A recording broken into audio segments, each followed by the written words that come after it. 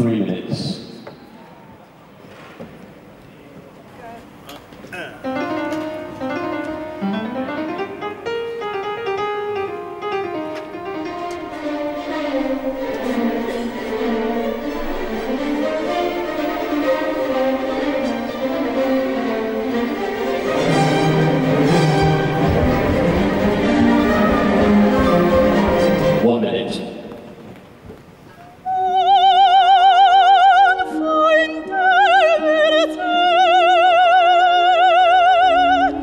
Opening night approaches. Final preparations become part of a complex choreography at the Royal Albert Hall.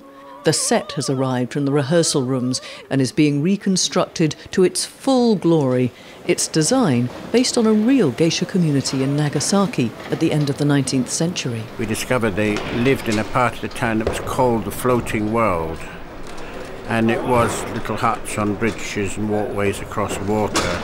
And these people they kind of lived halfway between the real world and a fantasy world, if you like. And that's what they fulfilled for the people who visited them. The water garden is one of the stars of the show.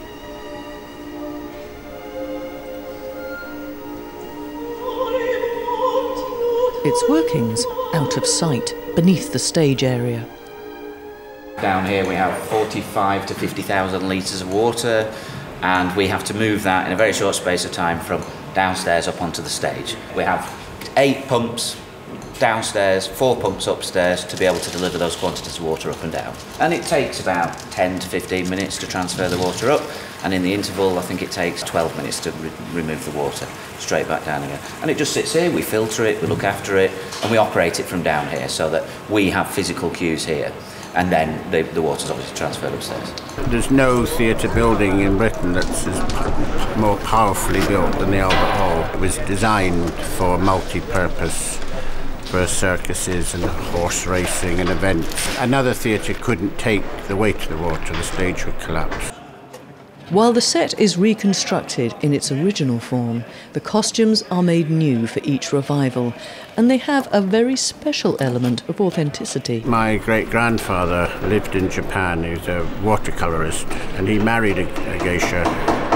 And I was lucky enough to inherit the wedding manual that was given to foreigners in the 1910s. And we saw these funny things, like men were wearing half Japanese costume, but they were wearing bowler hats.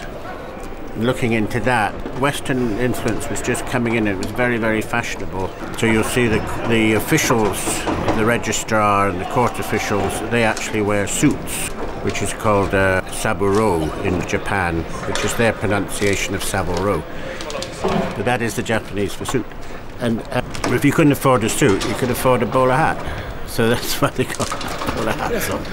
Thanks for dragging me up here in my wedding gear. It's a hive of activity to get everything just right for the first night. There are just a few hours left to put the final touches to the stage, costumes and makeup, and the performance.